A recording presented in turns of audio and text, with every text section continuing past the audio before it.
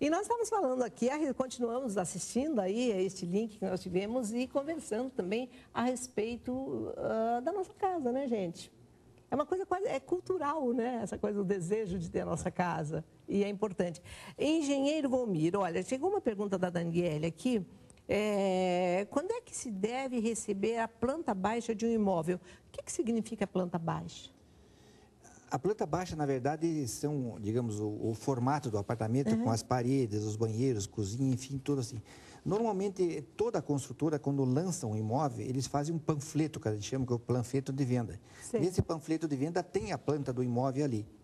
Então, a pessoa já recebe esse panfleto e, aliás, ela pode até acompanhar se foi executado de acordo com como está ali. Como no panfleto. Esse panfleto normalmente tem a planta, a localização, que eles colocam em que rua e que local que está, e também o que tem de acabamento. Pelo menos boa parte do que está no memorial tem no panfleto.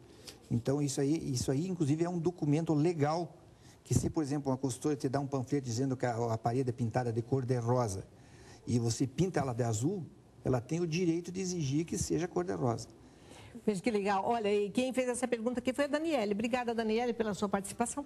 Deixa eu entrar, vou sair um pouquinho dos imóveis novos, agora vou entrar nos imóveis usados. Tem muita gente que sonha em ter um imóvel usado, porque é um imóvel maior normalmente, não é? As peças são maiores, o imóvel construído há mais tempo. E eu queria que vocês me passassem, talvez você que é engenheiro, se vale a pena investir mais no imóvel usado. Quais os cuidados a tomar no imóvel usado, no imóvel mais antigo? É que, na verdade, o imóvel usado tem que tomar muito cuidado com o tempo de construção dele. Porque como nós envelhecemos também, os imóveis também envelhecem com o passar dos anos.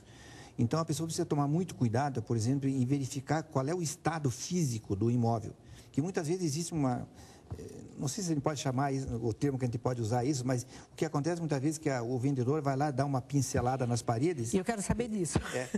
Dá umas pinceladas de tinta na parede e a pessoa entra assim, poxa, mas tá bonito, tá pintado e tal. Mas não é só isso que tem. Porque, por exemplo, um problema sério que existe nesses imóveis antigos, que o sistema de água quente, por exemplo, no passado, por exemplo, era muito raro ter o cobre como canalização de água quente. Hoje tem o polipropileno, o cobre e outros materiais aí. Antigamente usava-se o ferro galvanizado. E o ferro galvanizado, com o cloro que existe na água da Sanepar, que ela é clorada para evitar a contaminação da água. Esse cloro ataca as paredes internas do tubo. Chega a corroer, não? Chega a corroer. Chega a atacar de tal maneira que muitas vezes fura a tubulação. Então, precisa tomar muito cuidado com isso para ver como é que estado que está essa tubulação. É meio difícil de verificar isso com a parede fechada. Mas a gente pode ver pelo prazo, e uma das coisas que aparece bastante é que se a torneira faz tempo que está fechada, quando você abre a torneira, sai uma água meia com amarela assim, tal, que é exatamente o resíduo do ferro. Mas então, você como engenheiro não é engenheiro civil da Associação Brasileira de Engenheiros Civis, 40 anos de experiência na área, que história bonita que você tem, hein? Aí aquela pergunta, então, que eu acho muito interessante, que tipo quanto tempo de garantia uma construtora dá para o imóvel novo? E no momento em que eu vendo um imóvel usado para alguém, ou alguém me vende um imóvel usado, esse alguém é responsável por alguns defeitos que esse imóvel possa ter? Como é que fica isso legalmente? Na verdade, quando o imóvel é novo, existe por lei uma responsabilidade civil que a construtora tem. Que tem coisas, por exemplo, que são 5 anos, outras 10 anos, e a estrutura, por exemplo, que é a segurança dele, que o prédio não caia, isso são 20 anos que tem hoje pela lei. Então, você tem uma responsabilidade pré-estabelecida já por lei. Agora, o imóvel usado, por exemplo, não existe legislação nenhuma que diga que... Quer dizer, vamos supor, alguém me vendeu um imóvel usado, se eu não tomei as providências de levar um engenheiro para dar uma examinada ali, a pessoa que me vendeu não tem nenhuma responsabilidade? Não, teoricamente não. Mas, por exemplo, se a pessoa vende um caco de imóvel lá, isso inclusive é possível que através de um advogado depois possa acionar a pessoa que vendeu uma coisa que não era das características. Principalmente se esse imóvel tiver anunciado numa imobiliária, por exemplo, a imobiliária é obrigada a colocar o imóvel em condição e tal. Então, se o imóvel não estiver dentro daquilo que foi anunciado, ela pode amanhã depois acionar ou a imobiliária ou o proprietário do imóvel que vendeu uma coisa que não era adequada. Muito bem. Hugo, eu estou recebendo um recadinho aqui do Maurício, é um ex-aluno seu. ex-aluno do professor, não é, Hugo? Sei que é economista, membro do Conselho Regional de Economia, está conosco aqui hoje, coordenador do curso de Economia da Faculdade de Santa Cruz.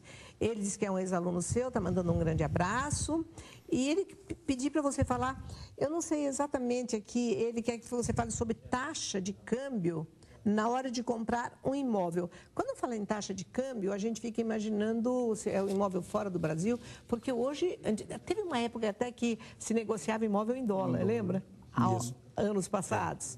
Quer dizer, hoje não é mais isso que acontece. Não é mais, mas a taxa de câmbio, que seria a relação do dólar com o real, influencia muito, por exemplo, no material de construção. Né? Tem alguma parte desse material que vem importado. Então, quando a taxa de câmbio está desvalorizada ou valorizada, altera o custo do imóvel. Mas, de qualquer forma, o que é importante analisar do lado das finanças é que o indivíduo só tem ou deve, né, sacrificar 30% do seu orçamento para financiar. Isso é importantíssimo. Mais do que isso, é entrar numa ciranda financeira que depois vai acabar estourando em algum lugar. Sim, mas aí a gente vem uma pergunta também. Os órgãos financeiros, eles tomam esse cuidado de ver quanto é que a pessoa tem a renda, até quanto ela pode, porque senão nós vamos entrar numa bolha imobiliária daqui a pouco, né? Deveria, viu? Mas eu te sou sincero, hoje com essa diversificação de produtos financeiros, a sede por lucrar em cima de juros é muito maior do que,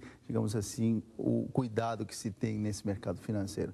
Não digo que a gente esteja à beira da situação americana, né? Porque nos Estados Unidos aconteceu isso, se emprestou dinheiro, tem mais no poder. E lá eles ainda faziam hipoteca sobre hipoteca, né? Sim, lá é uma você coisa pegava dinheiro em cima do seu imóvel que se valorizou, isso não existe. E aí na hora de cobrar, ninguém tinha para devolver esse dinheiro. Então, tem que ter muito cuidado quando você for comprometer uma parte da sua renda, essa parte tem que ser uma parte que não, de alguma forma, não comprometa seu consumo básico do dia a dia.